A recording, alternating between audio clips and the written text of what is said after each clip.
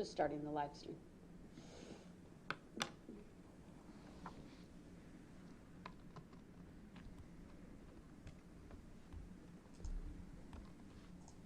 All right, good afternoon. The court will call State of Wisconsin versus Darrell Brooks, case number 21 CF 1848. May I have the appearances, please? Good afternoon, Your Honor. Sue Opper, Leslie Basie, and Zach Witchow appearing for the state. Darrell Brooks appears with his attorneys Anna Keys and Jeremy Perry. Good afternoon. All right, good afternoon. I just will ask the state preliminarily, has the state complied with victim rights? We have, Your Honor. Thank you. All right, thank you. Court wants to address a couple of issues today. As the parties are aware, I did get a letter from Dr. Collins regarding her not meeting with Mr. Brooks or attempting to meet with him. When I received notice of that, I set this hearing and I asked the defense to please advise whether Mr. Brooks would be cooperating with the evaluation. In response to that, and I would say to address a related issue, the defense did file a motion to clarify and to vacate the appointment of an expert. And then the state filed a response to that. Now, I did have a very brief off-the-record conversation with the attorneys regarding today's hearing, and a little bit of an indication of what I would be doing today, and put forth a name regarding what's another issue, and that is my authority under the statute to appoint up to 3 doctors, which I intend to do today as well. So rather than put all of that, what we said, off the record, since we're going to talk about it on the record, I'll just go through the various issues, and then at the end, if there's anything either side would want to add to what we talked about off the record, please feel free to do that. The first issue would be, and I don't consider it an issue, but just confirmation from the defense that Mr. Brooks is going to cooperate fully with the evaluations needed in this case related to his special plea. Attorney Perry, that's correct? That's right. All right. And that would be no matter how many evaluations are conducted, the 3 by the court, and whether there's any independent, meaning either party seeking an expert of their own choosing, correct? Yes. Assuming I order it. Right. I mean, I think in terms of the, any privately retained evaluations, there's a different subsection that kind of speaks to that and any consequences if he weren't made available for, like a state requested private eval. But yeah, it's our intention with entering the plea that it's going to cooperate with the evaluations. Great, thank you. Then let me move on to the issue with Dr. Collins. The defense has asked that I vacate the appointment because she previously had been retained by the state. In making that request, the defense specifically points out 971.16 sub 2. And so I'm just going to turn to the state briefly and ask, I know you filed a letter, but what your position is on whether the court can appoint Dr. Collins in light of you seeking, independent of all of this, to retain her on a private basis. Thank you, Judge. Yes, I perhaps should have chosen my words better last time we were in court, but it came up very quickly without notice under the guise of the defense requesting Dr. Westendorf, and I just wanted to point out there was at least a potential for a conflict of interest. We did have an agreement to retain Dr. Collins if an NGI plea was entered. It was an agreement between Dr. Collins and myself. There were no monies paid. There were no consideration given to her in any form other than that she did agree, if requested, to do an evaluation for us. Frankly, I read 971.16 sub 2 differently than the defense because they seem to think that just having that agreement in place would bar her from taking a court appointment. I don't read it that way. I think it's, this is, in my opinion, the spirit of the statute is to prevent double dipping or essentially either double dipping or undue influence on somebody who's been appointed by the court. I don't think there would be anything legally or ethically improper if the court were to still appoint Dr. Collins with the agreement in my statement on the record that we will not pay her in any fashion or retain her in any fashion if the court were to appoint her. So I do read the statute differently than the defense does. I looked for cases on pretty short notice. Could not find any case law. I checked the bench book.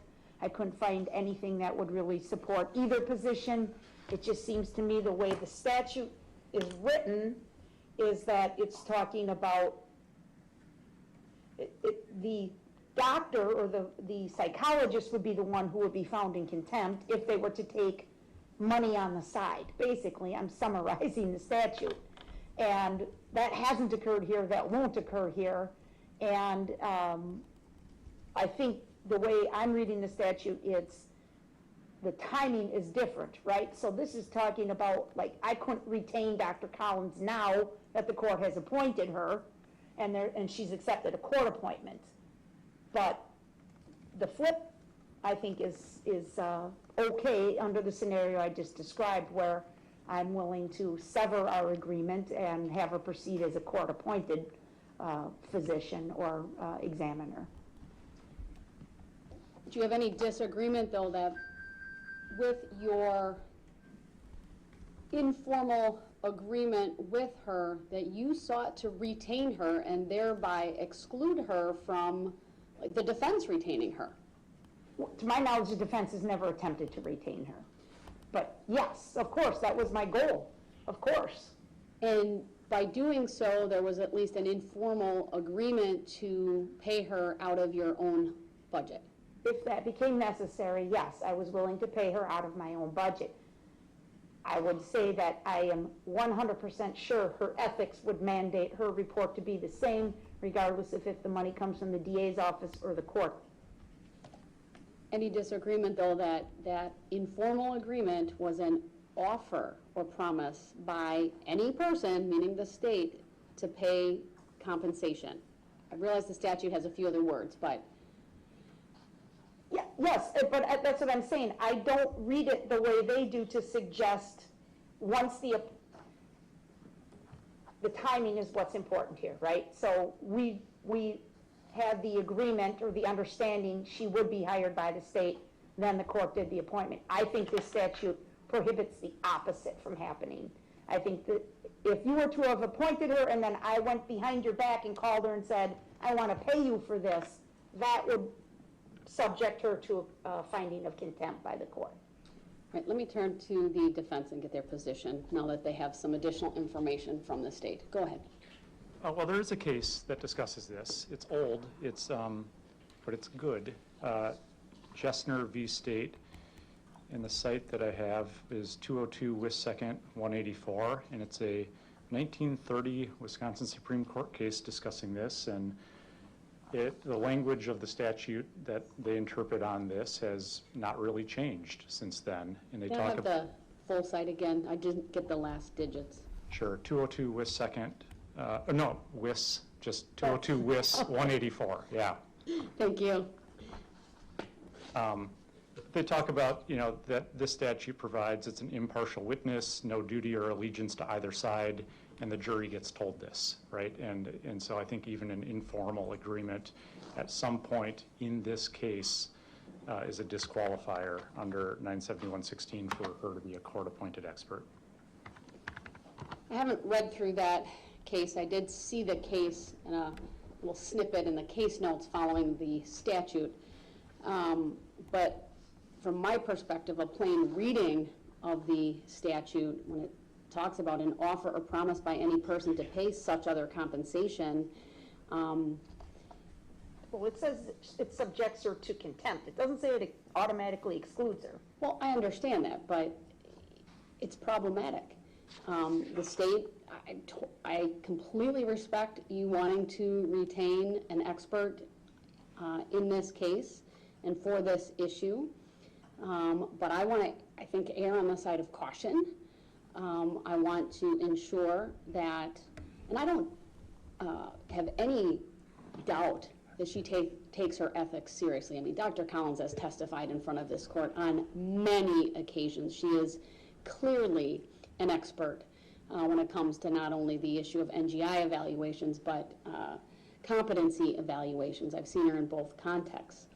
But that case, from what I understand, and I think the point of the statute is to have experts who receive from the court an appointment. And the jury or the fact finder is told about that. I mean, I've had these cases, right? Anytime one of these witnesses is questioned by the party, a big deal is made out of the fact that they're court appointed and not appointed or selected by a party. There's some weight, if you will. I mean, ultimately the jury determines, you know, the credibility and the weight to be given, their testimony and their opinions. But I want to err on the side of caution, and I do that based upon the plain reading of the statute. There is clearly, from my perspective, an offer from the state to pay compensation to this witness if needed in this case, and that because of it, I'm going to disqualify her from being a court-appointed expert. That leaves free the state the opportunity to still use her as you intended, and that is within agreement with the state to be the state's own expert witness. I don't see there being any prohibition. I've also read through the defense's other position that, and I don't agree with the defense, that the state may only conduct a private evaluation if Mr. Brooks does that and notifies the court by the filing of the report, or at least the filing with the other side. I don't agree with that. I think that statute, which is, again, 971.16, this time it's sub 4, these are disclosure requirements. So there's nothing that prohibits the state from selecting its own expert and privately retaining them, and Dr. Collins would certainly be available for that. Nothing in my order today would prevent that. But I do need to have another recommendation or suggestion from the state, since Dr. Westendorf was at the defense request that was approved. I would then turn to the state as far as who you would suggest I appoint under the statute. And I'll add to this, because I've already told the parties this off the record. I already was going to, before any of this arose, I was considering appointing a third doctor under the statute, and I have had communication through the clerk's office with Dr. Christopher Tyre, who I would like to appoint as one of the court-appointed doctors to evaluate. Now, the only thing I'll put on the record, and the parties are well aware of this as well, is both Dr. Tyre and Dr. Westendorf, in a different capacity, work for the Department of Corrections doing 980 evaluations. And Dr. Tyre happens to be Dr. Westendorf's supervisor in that capacity. These doctors oftentimes have to put on different hats. We do it all the time with behavioral consultants. If they've done work as under their other arm called Wisconsin Forensic, meaning they've done a competency, then later on we ask them to do the NGI evaluation. So I personally don't see an issue with the court appointing Dr. Tyre, even with that relationship, but I'll certainly ask the parties if they have a position on that. Is there any objection from the defense to Dr. Tyre? No. How about from the state? No. All right, then he will be one, and then, of course, Dr. Westendorf, and then do you have a name to suggest to the court for the third? Attorney Opper. I do. I'm not sure, again, if there may or may not be a conflict for Dr. Lundbaum,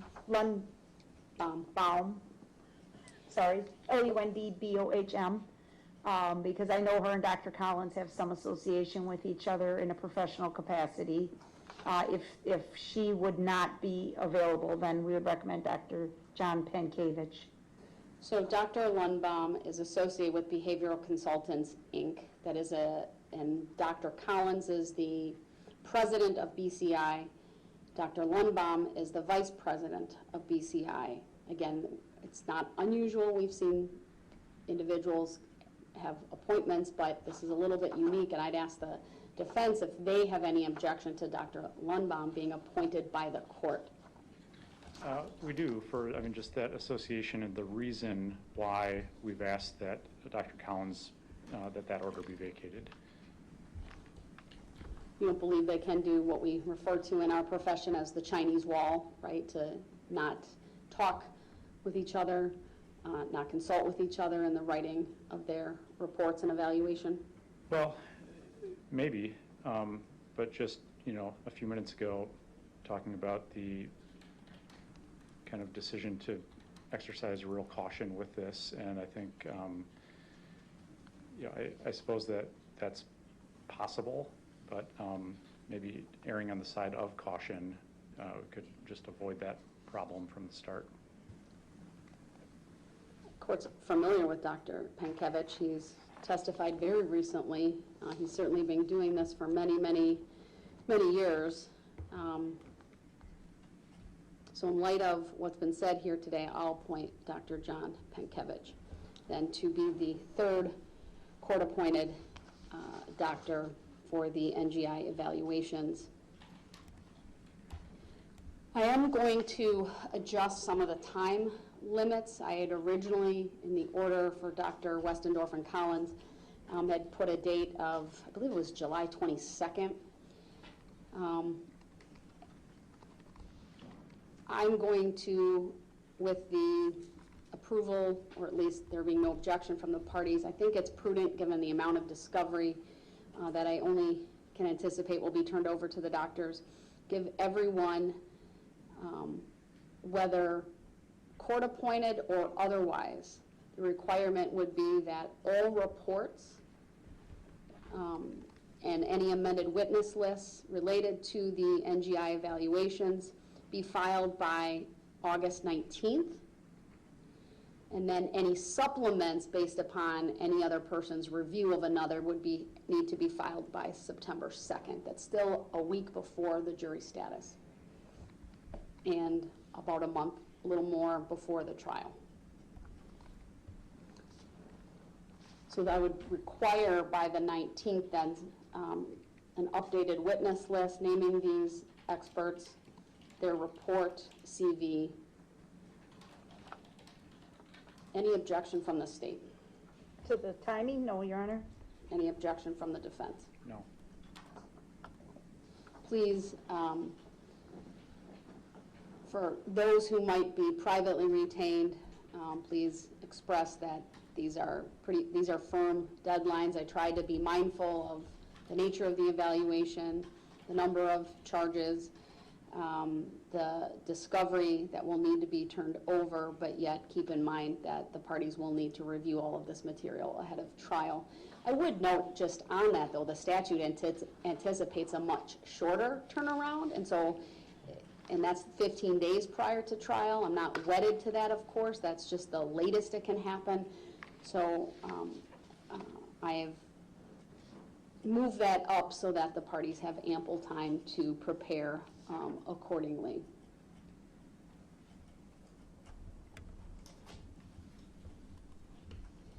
All right, I don't think I have anything else as it relates to that. I have two questions, Your Honor, please. I should specifically state I'm vacating the order for Dr. Collins. I think what I'll do is I'll just do an order for each doctor separately and vacate the one that says Dr. Collins and Dr. Westendorf. All right, go ahead.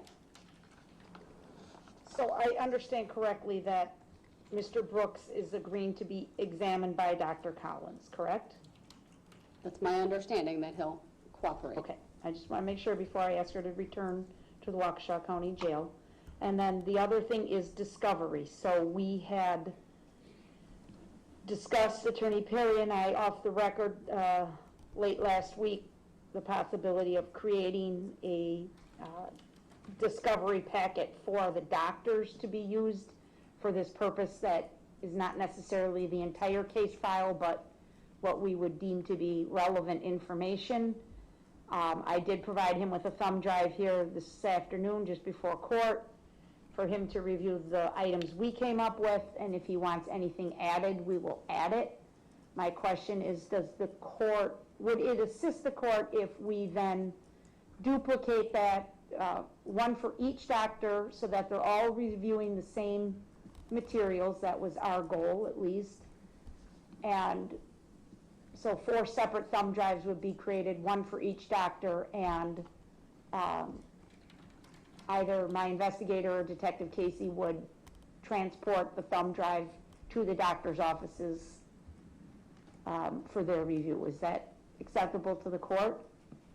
That would be acceptable to the court. How about for the defense? It seems like a prudent thing to do. That's fine. I would just ask that you make a 5th to be turned over to defense in the event they retain their own expert under the statute. They don't have to disclose that unless they wish to use it, but then that way we aren't. Right, well, they have it. I just gave it to them, unless they want to add something. All right, so then you'll do 4, and then that would be considered the 5th. Right, and did you want them for the court record? That may be a smart decision, court exhibit. I think that's prudent. Okay, So I think we're up to 6. okay. And then maybe you each keep a copy, but I'll leave that to you all. Right. Figure out internally how you want to handle that. And I want to say I do appreciate the parties addressing discovery. That was going to be the last issue that I address, and I'm pleased that you all are working so diligently on that and are working closely to make sure that they get appropriate materials. Will that include a copy of the information and the second amended criminal complaint, or do you want the court to do that? I mean, that's typically what we forward, but... We can include those documents, no problem, Judge. Let me make sure I'm not missing anything, too.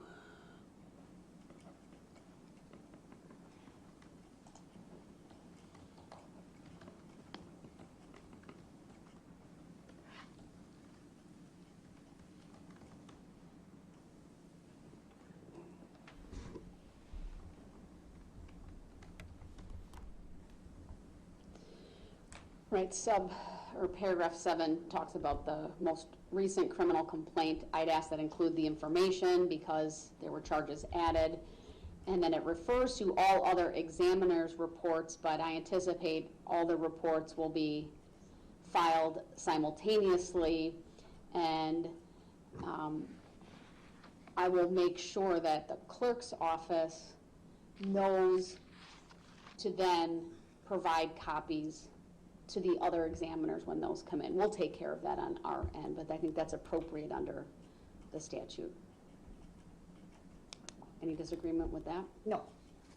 Attorney Perry? I don't think so. If there is, we'll file something, but as of now. Paragraph 7 of the order contemplates that if there are any other reports, but since I'm giving everyone a due date for any supplemental reports, and of course that anticipates they've reviewed something else, and that would be the reports of the other individuals, doctors in this case. All right, I don't think I have anything else, but as always, I'll ask the parties if there's anything you think I've overlooked or would ask that we address today from the state. We're good, thank you, Judge. All right, from the defense. Nothing else? All right, I will work on amending my trial order, given some of the dates that I've talked about. I also know I need to adjust the part of that trial order about jury selection, given what I've said last time. So I've been kind of working on that, and I'll ultimately get something uploaded, and we'll go from there. And if all goes well, I'll see everyone back in August. Good luck, everyone. Thank you. That does conclude the hearing today.